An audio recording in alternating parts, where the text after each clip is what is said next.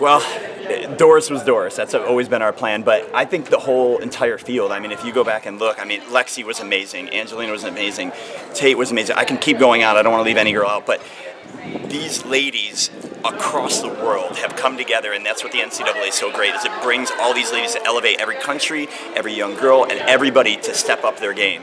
And so I love the field that we have here. I love the girls. I love the NCAA college system. I love the opportunity it gives ladies like Doris and the rest behind her to have the opportunity to show on a world stage through the NCAA. And so I'm proud of what Doris did. I'm just as shocked as, I thought she was capable of it, but throwing a 67 last lap, I mean, it was just, she's special, and she just went and ran, and she's happy, and that to me is the most thing that I'm the most proud of. I mean, we were all shocked when we saw 9:15, 9:16 last year with Olivia and Doris, but how can we put into words what just happened today? I don't think we really can. Well, that was special too. I mean, their last 800 last year, she ran 2:15 to run that 9:15. So when you look on a national stage and you look at their last 1K, you're like, oh wow, 9:15 is incredible, but what they closed in.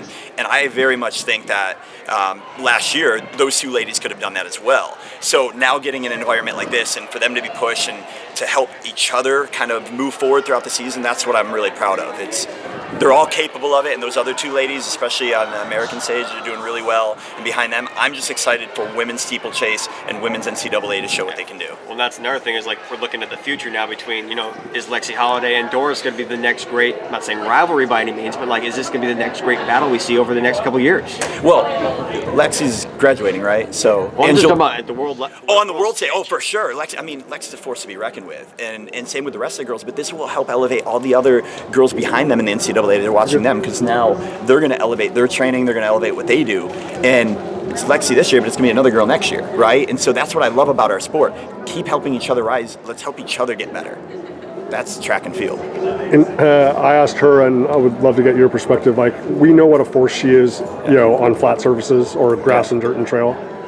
How has her execution over barriers and water jumps contributed, not just today, but to what we've seen this year? Because she just seems much more aware and much more comfortable in those scenarios. Well, last year we only did the steeple twice before nationals because she had such raw talent, and I didn't want to mess with the steeple, especially as a freshman, because we had a lot of mechanical issues that we had to fix. So we fixed a lot of the mechanical stuff with her last year without really working the steeple, and so that was raw.